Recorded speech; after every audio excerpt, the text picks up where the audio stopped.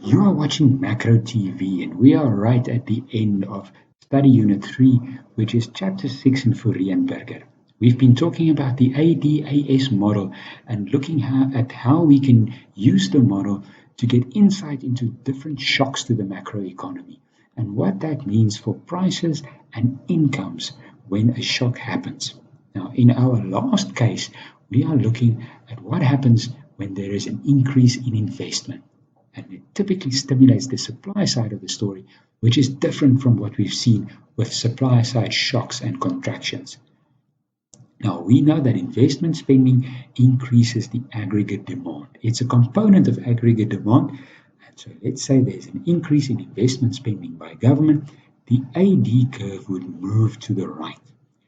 Now, at the same time, investment can also add to the productive capacity of the economy, leading to a rightward shift of the short-run AS curve. So it moves from your ASSR0 to ASSR1, that's slightly towards the right, and the long-run AS curve also moves to the right. So you can see this increase in long-run productive capacity of the economy. The long-run level of income is greater due to this increase in investment.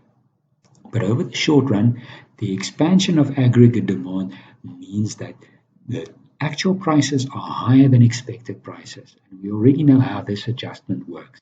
If that is the case, the real incomes of laborers are decreasing, they are falling behind in terms of their living standard, and they demand wages that are higher. So they adjust their labor contracts, and this increase in wage cost reduces the aggregate supply. So the AS curve, the short run 2, it moves up and to the left into a new equilibrium at the price P2 at the new long run level Y2. So this is very powerful. The policy lessons is that investment spending is different from other kinds of spending. Investment spending can actually make the economy grow. It also increases prices. It's possible that it's also going to cause inflation, but that inflation penalty to expansionary policy is less.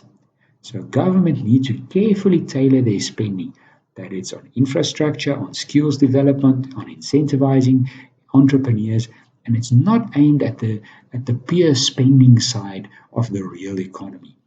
If they're able to do this, they will move the long-run AS curve to the right, increasing productive capacity and increasing incomes, even though there's also an increase in the price level. But this idea of long-run growth really is the topic of chapters to follow. In Chapter 8, we'll be looking at the models of long-run growth, specifically the Solow model and some of the endogenous growth models, and we'll learn more about how policymakers can try and influence long-run growth potential. So our final video for this will conclude with a brief summary of this chapter. Best of luck.